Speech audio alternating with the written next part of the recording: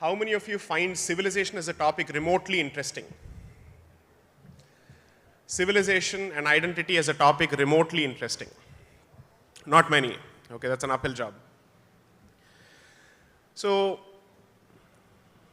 when you think of India, or when you think of its civilization, stand up and give me an answer.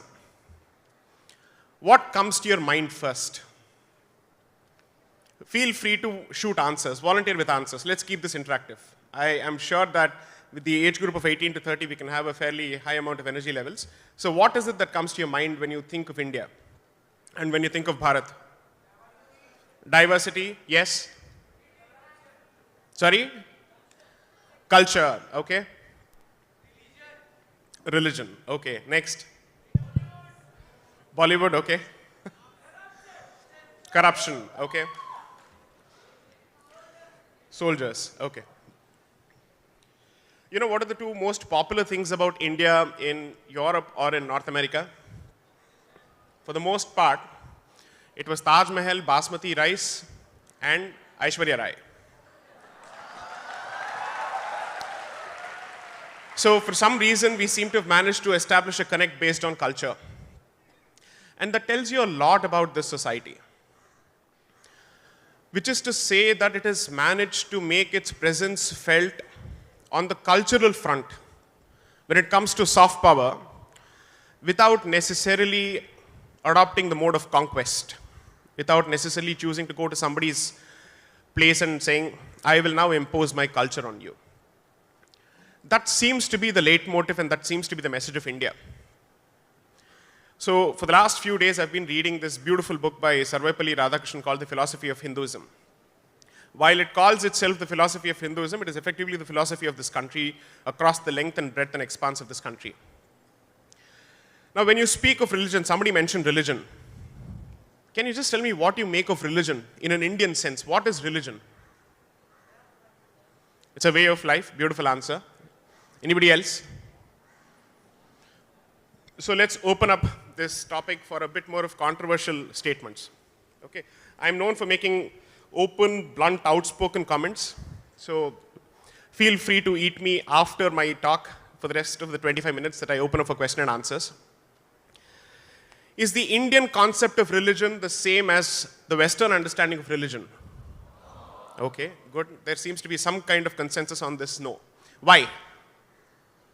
What makes the Indian concept of religion different from Western understanding of religion, or let's say an Abrahamic understanding of religion? So one gentleman mentions polytheism. Next.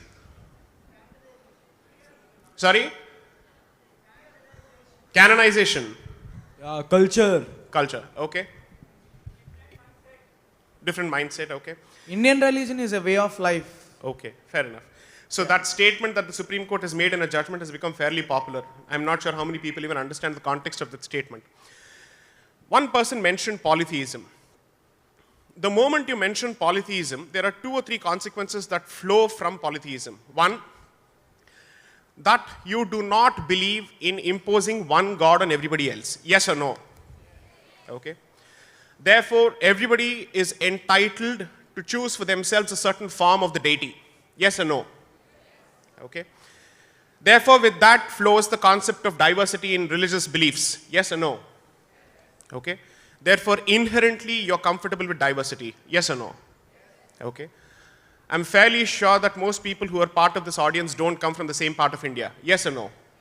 Are you uncomfortable with each other? So does any outsider need to teach you lessons in diversity? That's the answer.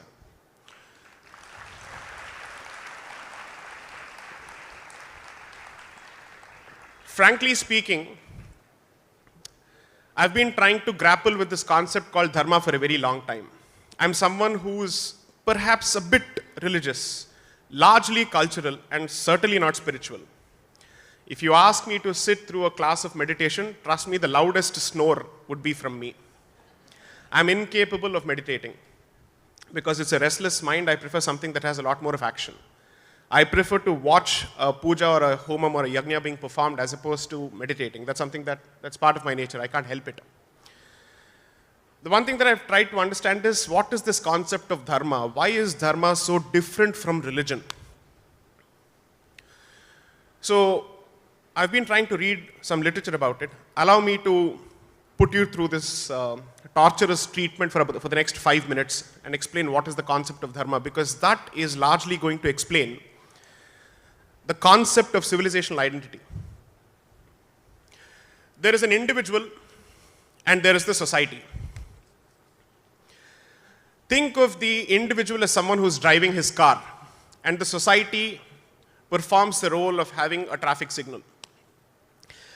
If free will were to completely dictate the course of the person's choice, can you legitimize the concept of a traffic signal? If free will and independent choice and individual choice were to be absolutely supreme, if you look at the entire concept from that standpoint and from the standpoint of individual, the traffic signal would come across as oppressive, correct? And if the traffic signal were to dictate every twist and turn that you make, and were to decide how you are supposed to move your steering wheel at every moment, that would be an oppressive social control, correct? Yes. But what is it that keeps the traffic moving as much as possible with very few accidents as possible? The balance that you strike between the individual's right to drive in a manner he chooses, in a manner it pleases him, and the society's right to impose a certain boundary condition to ensure that he does not come in the way of others' safety. That would be the definition of balance, right? Individual choice meets societal responsibility. That effectively is the definition of dharma. Which is to say, an individual must have the maximum possible ability to express himself. So if anybody tells you that Indic religions or Indian civilization is largely anti-individual because it imposes social control, they really don't know what they're talking about. Because I can't think of any other architecture, any other civilizational architecture, any other religious architecture, any other faith-based architecture which gives so much of latitude to individuals to do what they wish to do. Are you forced to go to a Sunday school? Are you forced to go to a temple on a regular basis? That is inherently because it believes in giving you a certain amount of latitude and allowing you to decide what is right for you according to your temperament. This flexibility over a point of time, if it were to be abused, it is entirely a right-based discourse, which is to say, I have the right to do this, I have the right to do that. But if the entire discussion is about rights and there are no duties involved, who takes up the responsibility of ensuring that there is order in the society? This balance between right and duty is effectively what defines dharma. As a consequence, it does not require you to have a belief in a certain deity. It does not require you to adhere to traditions merely because they have been followed for 2,000 years or 5,000 years or 7,000 years. It allows you to decide what is relevant for a given time and circumstance, keeping in mind that there is a fundamental definition of dharma that needs to be adhered to. This is effectively what dictates and distinguishes dharma from other non-dharmic religions, which is why you don't have one central book, which is why you do not have one central organization that decides to dictate the destinies of each and every person of this community. Frankly speaking, we are an agglomeration of multiple schools of thought. There is no one school of thought except for the commonality that we have chosen not to impose one school of thought on others. And that is the only thing that ties you, that is the only thing that makes you common. And this is effectively what distinguishes most religions, or at least all religions that have come out of this particular country from religions that have come from elsewhere. I'm not saying what is right and what is wrong. I'm merely trying to tell you what is it that separates the faith process and the thought process of this country from other countries, which is why it has been possible for you to have diversity, which is why it has been possible for you to exist, notwithstanding the number of languages that India has. How many languages do we have? At the very least, 1,500, that's a very conservative number. Europe struggles to keep itself together with barely 30, 40 languages. And most languages there are at least similar to each other. Notwithstanding the fact that there is a fair amount of faith-based homogeneity, they're largely of the same religion and still they struggle because they have not cracked the code of what is diversity. And that is the central point that India tries to convey. Think of India as a microcosm of the world, which is to say, and this is something that most thinkers and most philosophers who have taken an active interest in Indian philosophy have said, there is not a single thought, good, bad, or ugly, which has ever been thought of or which has ever existed in the world, which has never existed in India. And what does not exist in India does not exist anywhere else. This is not a statement of nationalistic jingoism. This is not a statement of racial pride. This is to simply say that this is a culture that has traveled a journey for about 7,000 years at the very least, not 5,000 years. I don't subscribe to the Aryan invasion theory. So according to me, even if we have existed for 7,000 years, we would have made so many mistakes and we would have drawn so many lessons that there is a decent chance that the human experience is defined by Indian experience, which is why the latest studies when it comes to racial studies or genetic studies are focusing on what is known as out of India theory. As opposed to Aryan invasion theory, they're looking at out of India theory. How many of you have had the opportunity to travel to Europe, or let's say Northwest Europe, the Baltic countries? Which are the Baltic nations? What are the 3 countries which are by the Baltic Sea? Have you heard of Latvia, Estonia, Lithuania? These are former Soviet republics, or part of the Soviet Republic. Go to Lithuania, and you'll be surprised and shocked at the amount of similarity that it shares, Lithuanian language shares with Indian languages. The sheer amount of Sanskrit that will fall in your ears, even if you don't like it, even if you don't want it, is amazing and astounding. So, for the better part of the last 200 years, the course has been, perhaps they came from outside and therefore there is similarity between Indian languages and foreign languages. But the fact is, it's not Euro-Indian languages, it's Indo-European languages, and therefore it must have gone from here to there. So, try and take some interest in some of these studies because it will help you understand what is our identity. But why is our identity so important? Are we saying that Indians are the best in the world, or are we saying that Indian thought is the most supreme in the world, or an Indian faith is the best in the world, and there is no route to heaven that does not go through an Indian religion? Is that the statement that we make? Have you ever heard of an Indian faith make the statement that if you do not approach God through the temple and temple alone as an institution, you will only reach hell? Have you ever heard that statement?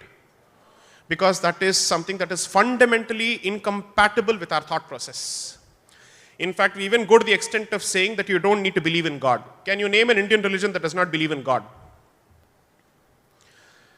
An atheistic religion and an agnostic religion both exist as part of dharmic faiths. Name the 2 religions. Let's see how much you understand of Indian faiths. Does Buddhism believe in God? The answer is a no. It believes in nirvana, it believes in karmic theory, but it certainly doesn't believe in the existence of one supreme deity. Jainism is undecided, and which is why it falls within the basket of agnosticism. Why is all of this important? How does this help you at your stage of life? How does identity matter to people who are 15-year-olds, 18-year-olds, and 20-year-olds? How does it make a difference? Why is your name so important? If somebody were to constantly call you from a name that is different from yours, would you respond to that name? Do you or do you not associate name with your identity? Yes or no? Yes. Therefore, it is at least clear that identity matters to you. Your personal identity matters to you. Yes or no? Yes. So if your personal identity matters to you, then the identity of a group of individuals too must matter. Because at the end of the day, they perhaps have something in common. What is your understanding of history? What do you mean when you say history? What is history at the end of the day? When you say India's history, what is India's history? What is the sum and substance of history according to you? Just use it in one word. It is the story of your journey which explains where you are, what you are, and how have you arrived at that particular place, defining who you are at that particular point of time. Therefore, it is the sum and substance of your identity. Yes or no? Your past plus present is effectively your identity. And the way you choose to go forward is future. Correct? That's the definition of identity. The one thing that we must realize over a point of time, and each day the course of politics is telling us, perhaps with greater reinforcement and greater vigor, that if you do not have a clarity with respect to your identity, your state of confusion will be constantly attacked and exploited to fill it with an alien identity which is perhaps incompatible with the belief of this particular land. I'll make a bold statement. Do you or do you not believe that the Indian version of Islam is different from a non-Indian version of Islam? Yes or no? Yes. How is that possible? Or how has that become possible?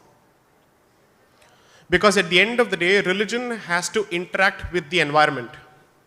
And therefore, religion has to interact with the cultural heritage of that particular place and the language of that particular place. Can you rule out the possibility that there must be at least one Muslim who is from Kerala or from Tamil Nadu who does not understand either Urdu or Arabic? Correct? If that is the case, clearly religion plays a certain role, perhaps about 50 to 60%, but the rest of the role is played by what? Your surrounding, your culture, the language, the people you interact with on a daily basis, at least 12 hours a day. Therefore, when you're looking at identity, when you're looking at civilizational identity, you must realize that religion perhaps plays a role, but beyond that, what plays a role is the culture of that particular place. And on a daily basis, if newspapers are any reflection of the state of discourse on a daily basis, what is the subject of discussion is identity. Either it is gender-based identity, or language-based identity, or region-based identity, or religion-based identity, and the most favorite all, caste-based identity. So if identity is so inseparable from your life on a daily basis, is it possible for you to ignore identity and hope that your utilitarian qualifications, which is to say I'm an engineer, I'm a doctor, I'm a lawyer, and can that be the whole and soul of your identity? If there is a Chinese engineer, there is an American engineer, there's a German engineer, and there's an Indian engineer, and let's take for granted that their qualifications are the same and their skill sets are the same, what separates them from each other? What separates an engineer who comes from different nationalities from each other? It is their national identity, it is their cultural identity. And why is that important? Because ultimately it defines or it conditions the manner in which you think.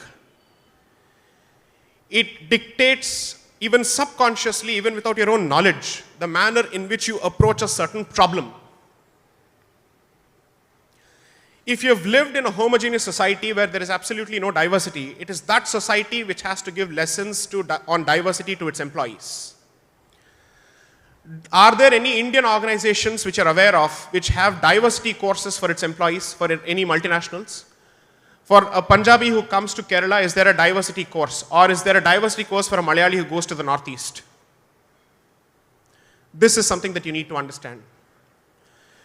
The sum and substance of my attempt, wherever I've gone to speak to youngsters, is to try and instill in them a certain amount of cultural respect, if not cultural pride. Because the word pride could have a negative connotation wherein you could end up thinking that he's asking us to believe that we are superior to others. I'm not even making that statement. All I'm trying to say is that when somebody decides to spit on your heritage, or somebody decides to run down your culture, or somebody decides to mock at what is it that you've received over 7,000 years, stand up for it whenever you get an opportunity, but you will never be in a position to stand up for it unless and until you yourself are clear about where you come from. Unless and until you're clear about what is it that you stand for.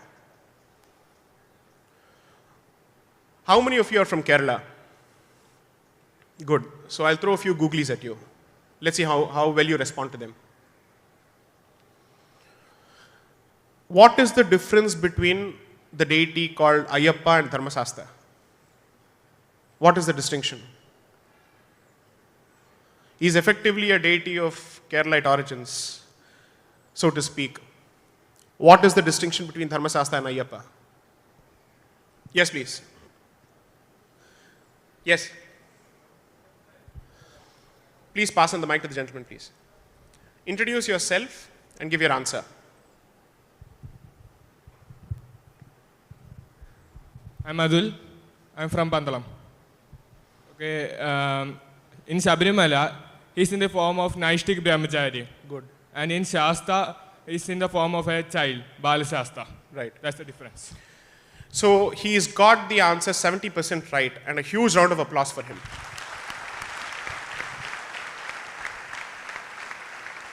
So let's build the argument from there for a moment. So he understands fundamentally that there is a distinction between Dharmasastha and Ayyappa. These are two forms of the same deity, correct?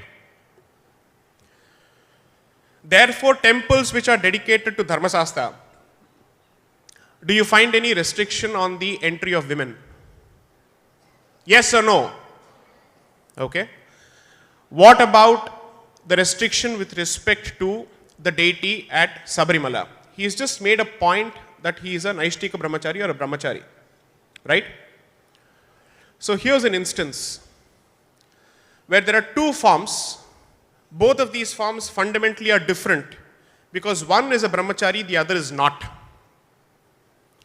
If there is a deity who is a Brahmachari and there is a deity who is not a Brahmachari, or there is one form which is Brahmachari and the other form which is not a Brahmachari, does common sense tell you that there must be a consequence on the tradition of the temple because of the difference in the forms of the deity? Yes or no?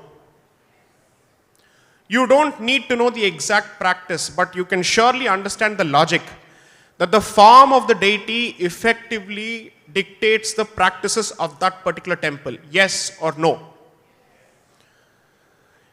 Is Ganesha a married person or a bachelor? How many believe that he is married? Okay, how many believe that he is a bachelor?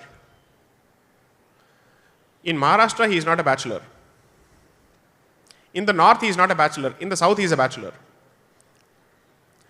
Riddhi and Siddhi are supposed to be his consorts, his divine wives. Is Hanuman a bachelor or not? What if I were to show that he is not a bachelor? That he is certainly not an Naishtika Brahmachari. There are examples to the contrary. Is Ravana worshipped or not? Okay, where is he worshipped? Not just in Sri Lanka. There are states in India where there are temples which are dedicated to Ravana. Why does this become important is, if you fail to understand the diversity in your own traditions, it gives an opportunity for others who do not understand that particular tradition to make fun of that particular tradition and throw words such as discrimination. Take it from me in writing. In any audience where there is at least 50% of people from the South, I will never call them South Indians, they are Indians from the South. I have seen a very clear understanding of the practice or the tradition. And those, even from the South, if they don't understand the tradition, are the ones who immediately jump on the bandwagon of gender discrimination. Now, I will not get into let's say logic, I will not get into Shastra, I will not get into anything. So I will simply throw a couple of numbers at you. Assume for a moment that there are 500 temples dedicated to Dharmasastha and Ayyappa across the country, and there is only one temple which observes this particular restriction. Is that an example of discrimination or is that an example of diversity? Answer loudly. Diversity. You have to ask yourself, when the facts are so clear, why is it that this issue has been distorted to this extent? That this beautiful place, that this sacred temple has become the center of such an ugly controversy. It is not disconnected from the topic or the theme of my topic because it is ultimately a question of identity. I see the movement supporting the tradition of the Sabrimala temple as a movement of assertion of the indigenous identity. which is basically saying stop looking at us from the lens of an outsider, stop looking at us from the lens of a Britisher, stop looking at us from a colonial lens. You don't understand us, therefore you do not reserve the right to judge us, is the basic point of this entire movement. Can you decide or pass a comment on something unless and until you understand it? Can you make a comment on physics or mathematics or even classical music or Carnatic music or dance form on its technicalities unless and until you're a student of that particular subject? Is it possible? Yes or no? Will you ever make the mistake of speaking on a subject that you're not aware of? Then how is it that so many of us have such fantastic opinions on this particular issue without knowing what the tradition is about?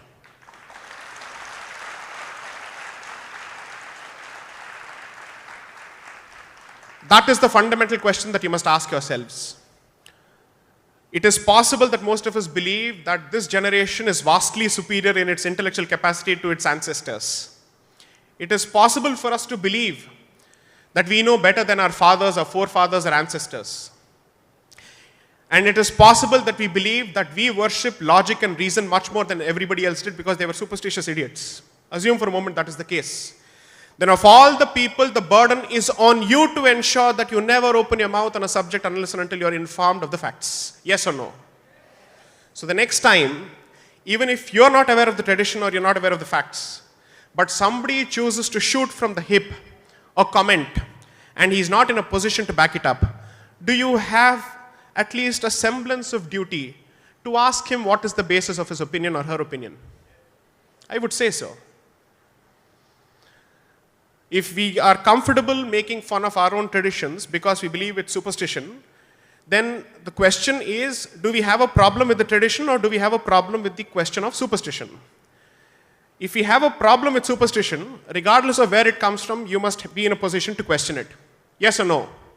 And regardless of the number of people who hold that particular opinion, because if you decide to raise questions only if the number of people on the opposite side is less, then that will make you a coward. Yes or no? If there are more people opposing you and you do not have the guts to raise the question, then clearly it's a position of convenience. Yes or no?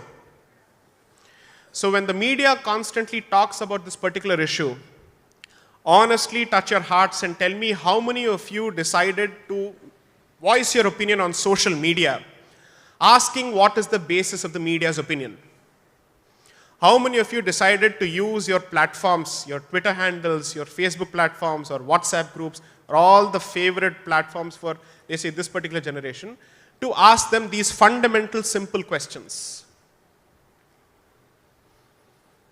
Why? Because the issue does not affect you. It doesn't concern you. Had this been a campaign with respect to a non-dharmic institution or a non-Hindu institution, would some of us have not felt that this is unfair treatment to a minority religious institution? We would have. Yes or no? It's not wrong. If you see injustice happening to any institution, regardless of its faith, you have a right to question it. There's no doubting it at all. Whether it's minority or majority, it really doesn't make a difference. But you would have raised your voice. Yes or no? But when it comes to your own institutions, there is a fundamental reluctance to stand up for it. Why?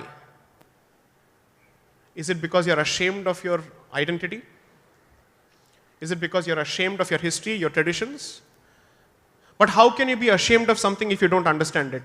Then neither should you be proud of it, nor should you be ashamed of it. But why is your default setting that of being embarrassed? If you do not understand something, then the point is you must be undecided about it, correct? Then neither should you be pro or con, for or against. But the default setting seems to be always against in most places when it comes to our own traditions. That goes to the question of identity. The root of this particular issue is identity. The reason why I keep using this word like a stuck gramophone for the last half an hour is that as days go by and as time passes, you will realize that this particular word, this particular concept, this particular construct is going to be at the center of every national discourse. And there is not going to be a single issue that is going to affect your life which is devoid of its relationship to identity. If you have a position on reservation, assume for a moment that you have a position on reservation, can you divorce the question of reservation from that of a caste identity? You cannot. I am someone who supports reservations, by the way, for a very good reason. My reasons are different, but I do support them. The question is for how long will they last and who all must get it, but I certainly support caste-based reservations for a specific reason. But that's a discussion for another day. But the point I'm trying to make is this. When youngsters of your age, I'm 33, I don't know if there is any member of the audience who is a participant who is of my age. So I'll think of myself as someone who's at least a generation away from you, at the very least.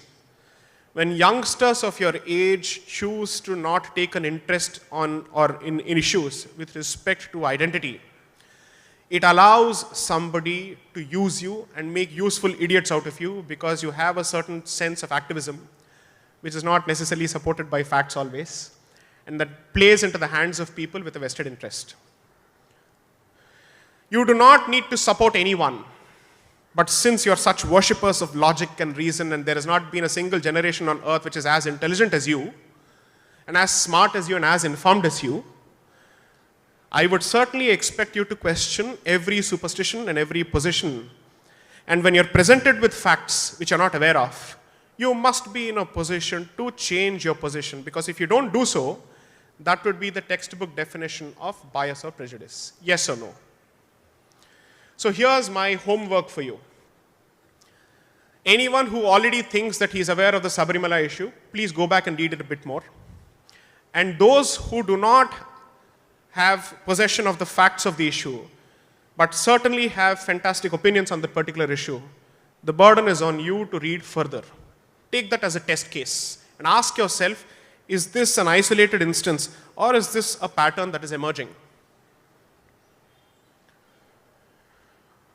The exhortation that I am trying to make is this. I'm an engineer turned litigator. There is a reason I made that switch. Because I asked myself, what is it that I was going to do after engineering? I was a bloody good engineer, that much I'm sure of. I knew my subject.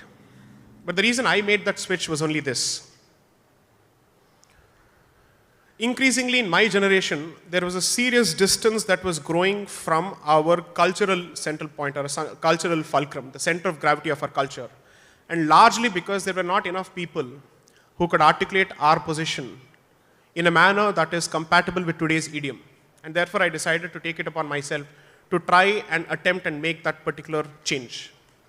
There's a decent chance that I might fail. Or perhaps there's a 100% chance that I might fail, but nevertheless I've decided to take that particular opportunity. And I've said I'm taking that plunge. I come from a low middle class family, so it's not as if I had resources put on my table on a silver plate or a platinum plate telling me, "Bacche jo karna hai kar." That's not going to happen. I made that switch because I'm serious about it. What surprises me is those who see a value in justice, freedom, social justice, equality, don't see a value in history and identity. That is almost mind-boggling. How are you going to understand the concept of justice and freedom and free speech or any of these values that you wish to speak about or you're so passionate about unless and until you understand the journey? You don't need to form an opinion and then try and support the opinion with facts, but at least start having the facts and then arrive at a certain opinion. That is my humble request to this audience. Because if you have a certain opinion and you try and force fit all facts to conform to that opinion, it is dishonesty. Because you're not open to a different conclusion. But at the very least, have facts in your possession. Take an active interest.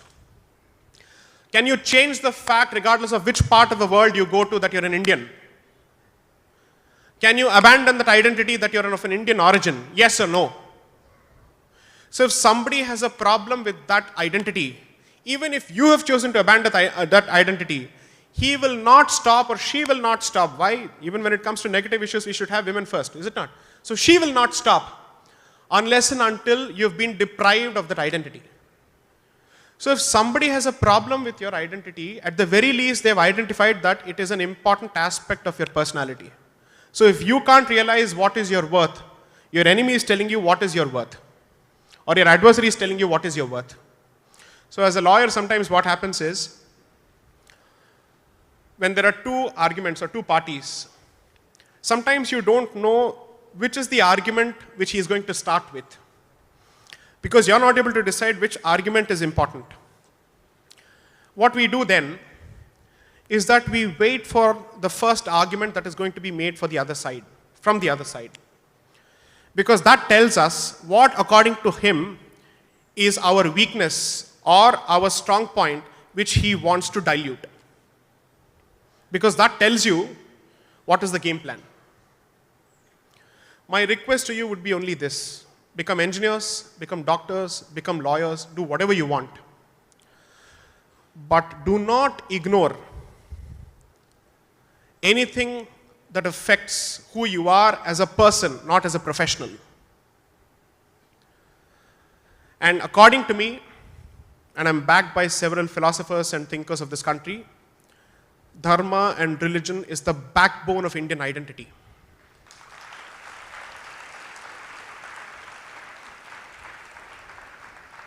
All culture has come and has flown from this particular Gangotri, and the Ganga which you see before you, which is culture, is the product of that Gangotri.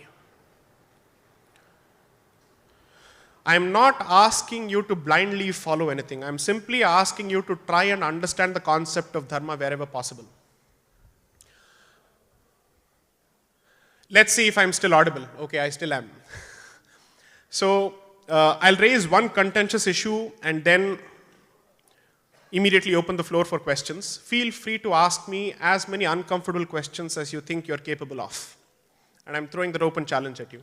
And I'll try to answer it to the best of my abilities. I may not succeed, but I'll certainly make an attempt. And if I don't know the answer, I'll tell you I don't know. What is your understanding of the caste system? Can anybody try and explain that? I'm trying to open multiple boxes here, each of them uncomfortable, to see what is the audience's reaction and to see what is your intuitive response to some of these issues. Feel free to stand up and let the audience know what you think of the caste system. There's a gentleman right at the back. Excuse me. Good morning, sir. Who's the person asking the question? Yes, please. Yes. So, sir, you had been asking what is your understanding of the caste system. Yes. Actually, in the olden times, caste was not based on birth, it was based on what you did. Right. And it has been proved in several cases. In the Mahabharata, Yudhishthira said that caste was based on whatever you did, how one's behavior was. But then as times changed, caste became based on birth. And even now it's being followed, even though the government has tried to reduce it.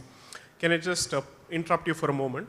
You Sure. can continue, but I have a follow-up question just for a moment. There's a decent chance that perhaps I was unclear in the way I asked it. I am not asking you what is the caste system based on. My question is, what is the caste system? There is a distinction between these two questions. So the question was, what is the caste system? Not what is the benchmark or the basis of the caste system. What is the caste system? What is its purpose? What purpose does it serve? Is it to keep people down or is it to pull people up? What is the purpose? Well, one purpose of the caste system is so that people know the differences between each other. And then in some ways it could be that to pull people up so that they know what they are supposed to do. Thanks. But then based on the way it is now, sometimes it can be seen that it's more like to push people who are from a lower caste down. Sometimes it kind of tends to get like that. Okay. How many of you agree with what he said? How many of you agree with what he said? Okay. So for the past few weeks, I've been trying my best to put my limited brain and my limited skills through serious torture in trying to understand what is this Varnashrama system, what is the caste system, how does it connect to the concept of dharma. Assume that you're running a factory. Excuse me, sir. Or assume that, I'll come to you. Or assume that you're a machine. Assume for a moment that you're this inanimate object called machine. is it possible for the machine as a whole or one component to take the position that it is superior to the other? Because if the others were missing, could the machine work? Answer the question. Is it possible for anybody to take the position that in a given organization, it can dispense with a certain category of people altogether and still function as an organization? Yes or no? So, as a lawyer, as someone who argues in court, I'll tell you what is my ecosystem comprised of. I have my juniors who assist me. I have my court clerk who effectively takes care of my dates, who ensures that my files are in order. And I also have an office boy who tries to help me whenever there is a client who comes to visit me. Which of these people is dispensable in my life? I need somebody who attends to the clients who come in. I need somebody to manage my cases to some extent. And I need someone who is my ambassador in court. Isn't there a remote possibility that my court clerk is more important than my juniors? Isn't there a possibility that without my court clerk I cannot function, but without my juniors I may function? Isn't that possible? The point that I'm trying to make is this. When you choose to, or when you fail to ask the right questions with respect to your systems, you give an opportunity to someone with a vested interest or with a motivation to define your nature for you, to tell you who you are. Will you allow any other person to dictate your individual identity or your personality and define who you are as a person? Yes or no? You won't. Then how is it that we are so comfortable when it comes to our collective identity? So from my little understanding or my limited understanding of the caste dharma, it's been basically this. It largely applies only to the phase of life where you're a householder. Not when you're a student and not when you've crossed the stage of a householder. But why that particular stage is the focal point of the caste dharma? Because those are your productive years. Those are the years that you make yourself useful to the family as well as to the society because you're still active. And that is when you're at the prime of your vocational expertise or professional proficiency. Therefore, this was primarily meant to be a system which was meant to ensure that you are in a position to contribute your best to the best of your abilities and to the best of your innate nature. Unfortunately, over a point of time, as is human nature, it's like an unreserved compartment in a train.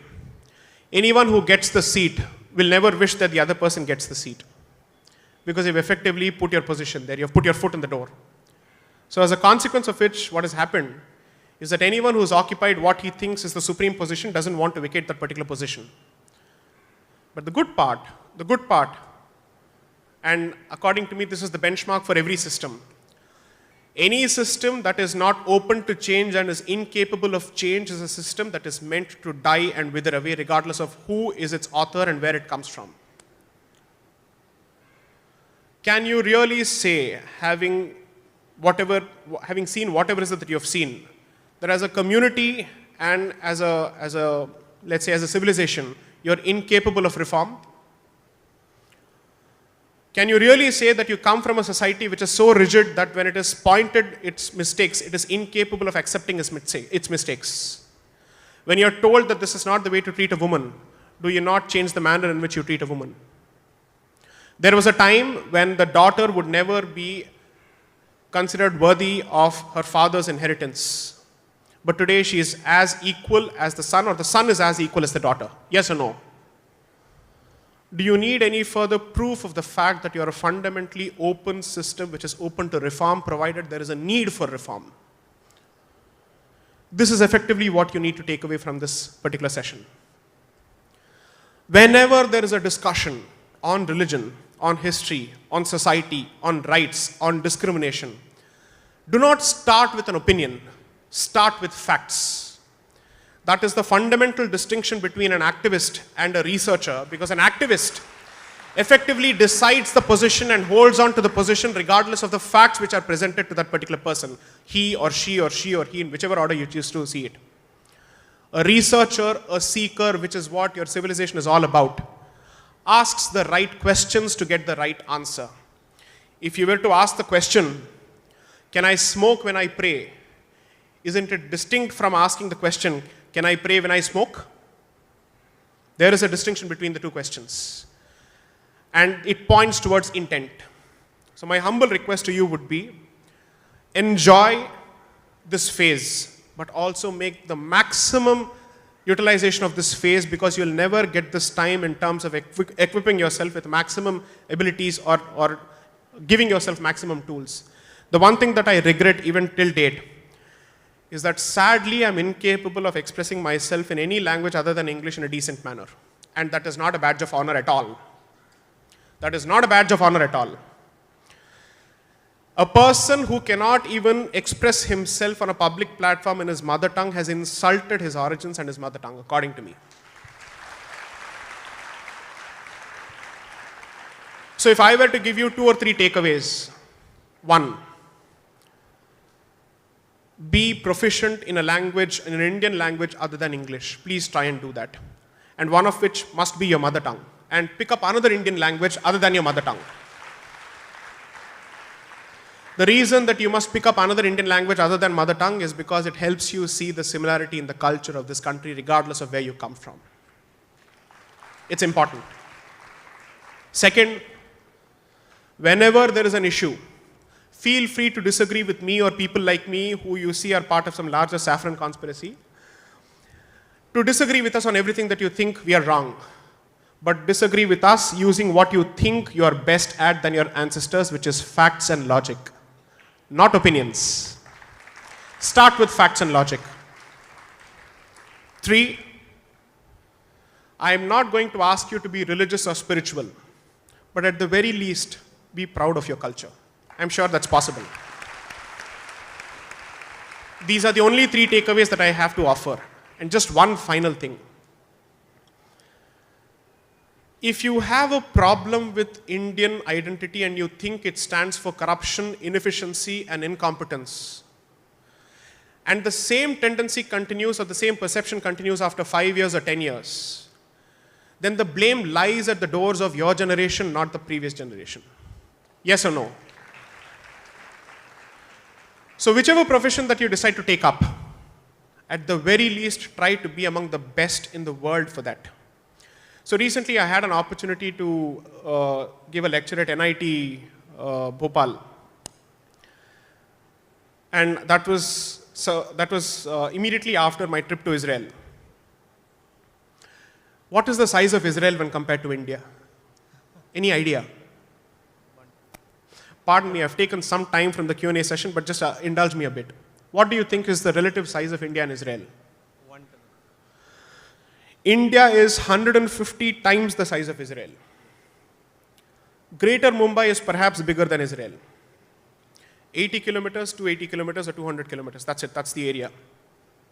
The population of Bangalore is close to the population of Israel. 8.5 million is the population of Israel, and 8.3 million is the population of Israel. Oh, sorry, the other way around. Israel is 8.5 million, Bangalore is 8.3 million. And that country, which is located bang in the middle of a desert, is giving us agriculture technology. Kudos to them and shame on us. Aren't these issues that you can change, or aren't these aspects that you can change? Assume that you come from an engineering college and each batch has, let's say, about roughly 600, 700 students spread across 7 to 8 engineering streams. Is it really difficult to produce 5 startups from one batch? Technical startups, technological startups. Is it really that difficult? If it is doable and if it is achievable, and still it doesn't happen, really do you have the right to question your ancestors when the present is in your hands? Your ancestors have built temples we can't imagine today. It's impossible to conceive of such temples of such grandeur, of such scale, of such intricate design, and of such scientific temper. So we really are not in a position to sit and comment on our ancestors unless until we are in a position to prove that we are different in action and conduct from them. In a good way, of course. Questions, please. Yes, sir. Hello. Yeah. Yes. Sir, good morning, sir. Sir, myself Prateek Agarwal from Team 26. My answer to your first question, what is basically caste system or what on basis? I think it is like an organization in which different persons are assigned different jobs so that there can be a harmonious way in which work can be done. And this is same like a lawyer who has achieved a degree of lawyer, practiced lawyer. He can't be a doctor unless and until he chooses to do medical. The same way is the caste system, the earlier. And I have a question for you also. You said you have a view and the people have different view. And the Supreme Court is going to have a trial on Sabrimala temple. I'm not interested in the verdict. I'm just interested in, do you believe that you will get a fair trial, that your issues will be heard by them, or the people will support you? In a democracy, the most important thing is that everyone should get a fair trial. That's it. Fantastic question. So here are my answers. One, Thank you, sir. as someone who respects his profession and also the forum that he practices before, I'm putting my faith in that institution to be fair to our point of view and not be driven by the media narrative. I'm putting that faith. I'm hoping that my optimism will be justified. By that, I don't mean that the court must necessarily rule in our favor. I'm simply saying that the court must at least attempt to understand our position before having formed its opinions, because then there is practically no distinction between them and the anchors of NDTV. But most importantly, the one thing that I draw huge inspiration from is that the biggest source of support in this entire movement have been the beautiful women of Kerala. What a scintillating response to the judgment, and what a democratic response to the judgment, what a peaceful response to the judgment, and what a moving, powerful response to the judgment. That is the manner in which civil disobedience must take place regardless of which cause you're representing. You can never accuse any of them of violence. And you can never accuse them of having transgressed the limits of civility and decency. So as far as I'm concerned, I'm inspired by one or two facts. One, that the devotees of the temple at least know for a fact that there are enough voices in court which represent their point of view in court. And therefore, they will not go unheard, and they will certainly not go unvoiced. The second thing that I draw serious inspiration from is that of all the people, the one person on the bench who was convinced by our position was the lady on the bench. Out of the 5 people on the constitution bench, it was the lady who ultimately accepted and endorsed our position that the petition deserves to be dismissed. That someone who does not even make the statement that he or she believes in Ayyappa has no right of access to that particular temple, because that is not a public place, that is not a picnic spot, that is not a cinema theater, it is a temple. Therefore, if you do not believe in a place of worship or what the place of worship stands for, and you do not believe in the fundamental tradition of the place, I repeat, and I am absolutely open to being quoted on record, you do not have the right, you do not have the God-given right to enter that place. Good morning, sir. He's been waiting for a while, let him finish his question, and then the next person can ask. Yes. Thank you. Deepak ji, actually, it is not a question, it is the construct of a doubt, a comment, and an assurance from my generation. First, I would like to make a comment. When I'm not talking about the judgment which is a verdict issued by the apex court of this country, but the consequences happened in this land of God, God's own country. I just put up my Facebook status, it's Ayyappa's own country. Absolutely. So proceed. Absolutely. The arrests happened. The 1,200 people has been arrested and harassed. And in the democracy, expressing the protest is the prerogative which is given, prerogative of every citizen of this country, given by the very Indian constitution, has been used as a tool to suppress the same population, unfortunately. This is the comment that I would like to make. And the doubt, is it not the intended intrude between colonial powers to create a caste system? Or is it, is the caste system existing before the colonial powers enter into the Indian society? That is the doubt. And the assurance that I would like to give from my generation is, we are already on the battlefield, the ideological battlefield, on the virtual platform, which we are fighting, better than many the so-called leaders or the what we can say, the representatives of the Hindu society or the Indian society. For example, on October 2nd, I have started. Just to ensure that others, especially I have not had a single lady ask a question or a girl ask a question so far. So in the interest of time, let me respond to your doubt and perhaps we can continue this offline. Is that okay with you? Can I respond to your question first? Sure, definitely. Yes, please. Yes. So the first point that I wish to make is, I'm happy that you have expressed yourself on social media. But if you think that is the be all and end all of your ability to express, then you underestimate yourself, and I would say that you're hitting below your weight. 2, there has been such a mass movement around the Jallikattu protests when a lot of youngsters decided to make their presence felt. A similar movement must start among the youth of Kerala. You won't believe it. Every time in every discussion, this blessed state, this beautiful state, has been blamed for voting the wrong people to power. But the one thing that they've proved is, regardless of who is in power and regardless of what the numbers may be, they will never let go of their dharma. According to me, that's the most powerful statement that could have come from this community, and I'm grateful for the adverse judgment because it has woken up the community like this. So I'm someone who's a die-hard optimist. I see a silver lining in the darkest of clouds. And as far as I'm concerned, the silver lining as far as this judgment is concerned is that it has woken up a society that was in deep slumber. And it has woken up the society in such a powerful manner that, I'm sorry to say, if there are people in the world who never were aware of this deity called Ayyappa, that deity has gone global. So as far as I'm concerned, you've helped us get more converts. Thank you. Now, to respond to your point, there's a decent chance that the caste angle or the caste discourse is an invention of the colonial powers. Okay, no problem. But how long are you going to keep blaming them? What sense does it make? You've been an independent country for 70 years.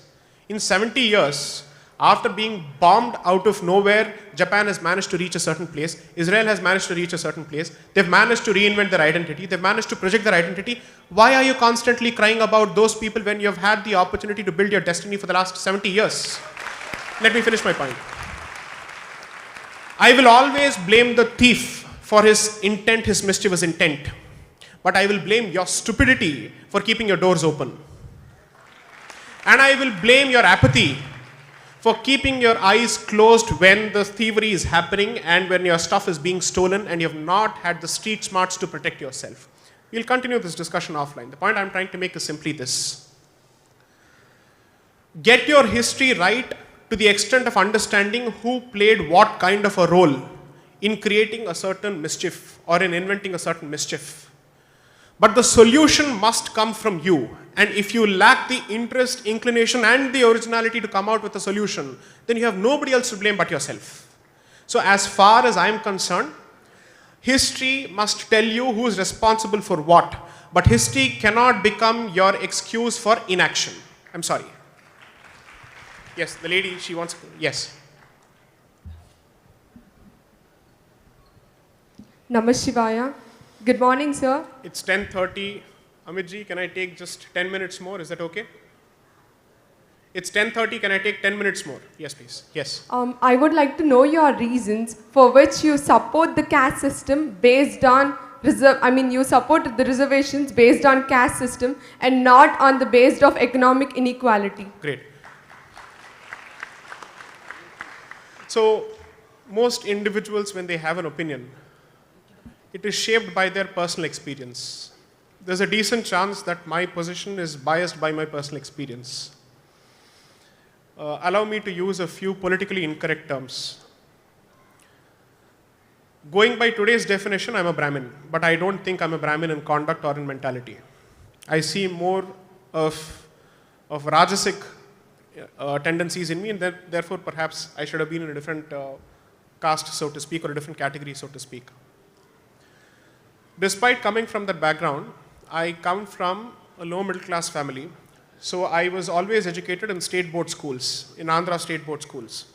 The one thing that is common to most students who are products of Andhra Pradesh state board schools is that whenever they are pitted against students who come from the CBSE medium of education, they always have a sense of inferiority.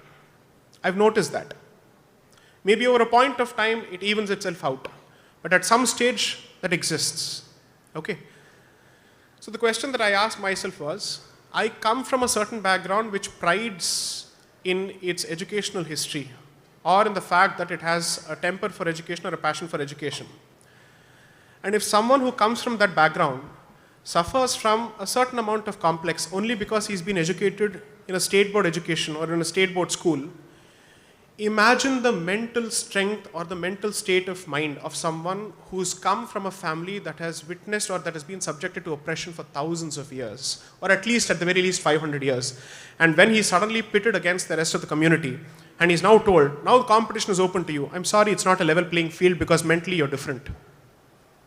There is a certain sense of confidence that comes from being part of a certain community or a certain background which has always been comfortable with education. And then you're telling them now the field is open to you and let's have an open playing field or a level playing field. It is going to take a certain point of time until they come at the same level as you in terms of confidence, not in terms of aptitude. There's a difference. There must be someone who's absolutely good at mathematics, but if he doesn't believe that he's good at mathematics, even his brain will refuse to function. That is the difference between aptitude, interest, and confidence. So reservation, according to me, was meant to be affirmative action to give them the same level of confidence. So I do believe, and frankly speaking, if you were to go to several pockets of this country, and if you go outside the urban islands, there is a certain amount of discrimination that is still going on. And if you refuse to accept that fact, it is to your detriment, because your refusal to accept that fact is helping somebody else exploit him to take him out of the dharmic fold. So it's in your interest to accept that fact and do something about it. That's point number one. Point number two is, the question would be for how long? We keep citing Ambedkar, saying he said it's only for so many years or for so many generations, and even he didn't think of it as a permanent solution. He didn't think of it as a permanent solution when the community has arrived at a point where its caste identity does not matter anymore. When intercaste marriages become the norm, when it is perfectly possible for you to think of a marriage outside of your caste without being constricted or constrained by other considerations. Will they have the same eating habits? These kind of stupid questions go on in everybody's head. So when that is the case, I do believe that there must be a certain amount of continuity as far as caste-based reservations are concerned, notwithstanding the fact that my own people may not agree with me or people from my community may not agree with me, but take it from me in writing. Anybody who's come from my kind of background would certainly understand what is that I'm trying to say. But I would certainly ask myself a question. 3 generations, 4 generations, you've arrived at a certain post. There are people who are now in the topmost bureaucratic posts of this country. Just as people responded to Prime Minister Modi's call for giving up LPG subsidies, would there be a similar response if he were to ask them to give up reservations? As opposed to the state imposing that kind of requirement, asking them to give up their reservations, it's better if it comes from the community itself, because that's a powerful statement. But the more practical consideration being, no political party will have the guts to ask for reservations on caste basis to be banned. So you might as well ensure that the response is more societal, because that will be even more powerful. Because that is a sign that we are all integrated. And that is a sign that the caste card can never be used by anybody from within the community or outside the community to drive a wedge between you. So that's the answer to your question. Next. Good afternoon, sir. Good morning, sir. I'll take just 2 more questions and that'll be the end of it. It's 10:35. By 10:40, we'll close it. Yes, lady, please. Good morning, sir. So my Yes. question is, as the law says that everyone is equal in the eyes of law, but even after that, we are able to see that there is a lot of discrimination. So the basic point of my question is that discrimination is because of caste system, because of our mentality, or because of the judgmentals we have made for one another? Accordingly, like, what can be the exact solution to get rid of that discrimination so that we can go ahead for a future where there will be unity? If I had a solution, I would have spelled it out by now. Unfortunately, I don't. It's So, okay. Thank you, sir. I can't claim to be the fount of all wisdom, nor can I say that I have answers to every question. That is perhaps the prerogative of a few who believe that they have answers to everything and they know everything under the sun, including what is good for women and what is bad for women. I don't claim to myself that kind of a right. The point I would like to make is simply this. By training and by nature, I struggle to make general statements. So if you say discrimination exists, I don't know in which sphere, in what fact or what form of industry, what is it that you're specifically talking about, because it's important to give a context. But be that as it may, let me take your general statement for a given, and let's assume that that is the proposition. The one thing that I've realized is the biggest fraud that has been committed on the society by several ideologies is to promise equality and to promise elimination of poverty. Because according to me, neither of them is possible. Yeah, like, I'll finish my point. The good thing about discourse is you need to let others finish the point. Let me finish my point. And if you still disagree, we'll continue to agree to disagree. The point is, you can never achieve equality. Not in this society, in no society. Nor will you ever be able to eliminate poverty, not just in this society, but any society. What we can certainly do is change the quality of poverty.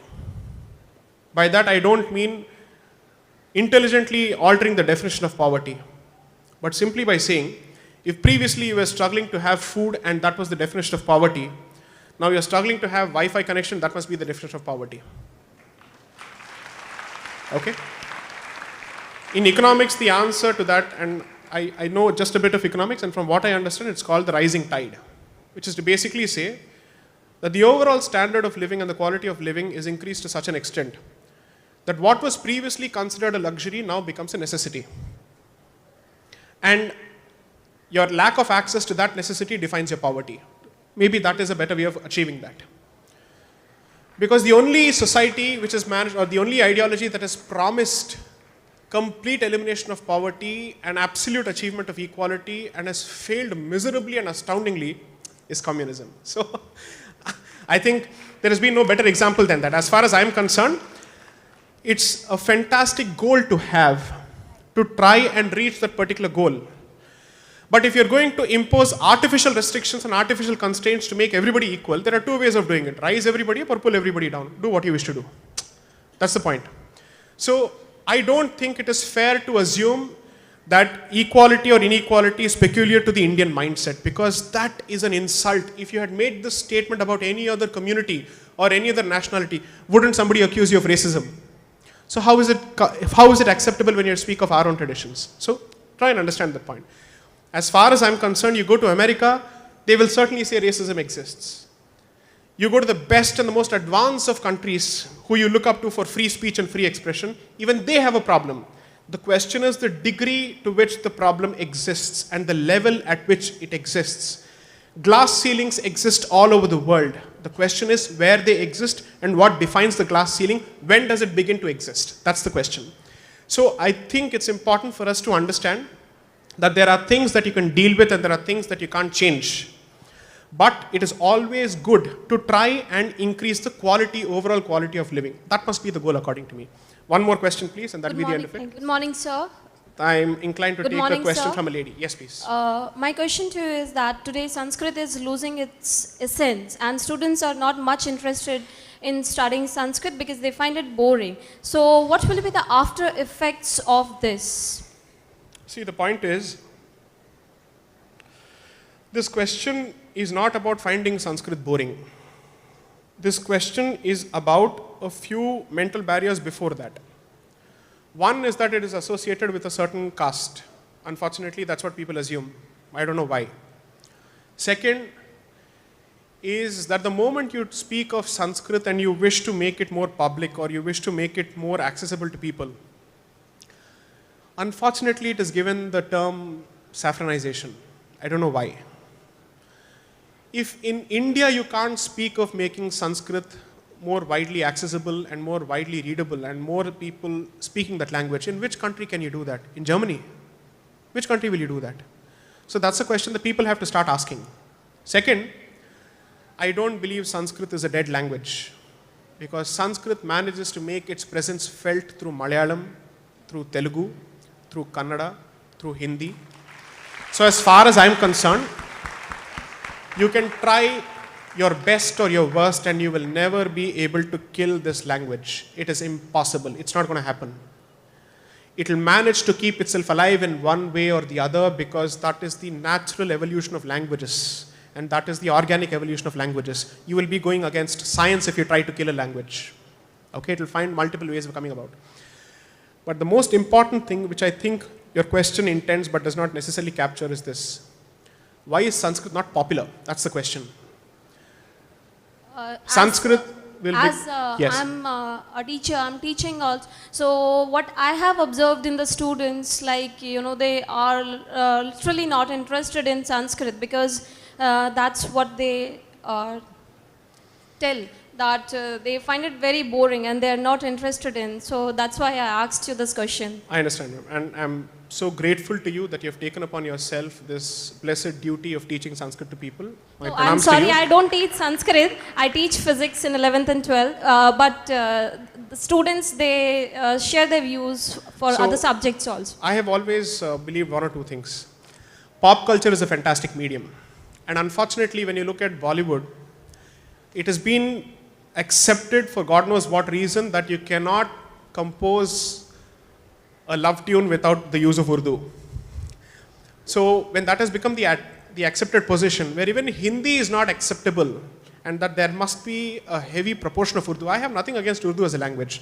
I'm simply saying that tomorrow if Punjabi becomes the dominant language for songs in Bollywood, even then there is a problem. That means Awadhi is out, Magadhi is out, Bhojpuri is out, Khadi Boli is out, Hindi is out, then what remains? So as far as I'm concerned, monopoly of any particular language over the popular medium is a problem. Perhaps we need to revisit the ways in which we decide to project and package that particular language. But you should not think of it as a hot plate of food. It would be stupid on our part to directly put our fingers at the center of the plate when you know for a fact that this is a hot potato. So you need to start addressing it through the fringes, which means if it were left to me, I would start with Vedic mathematics first. Because we're Indians, we always look for incentives.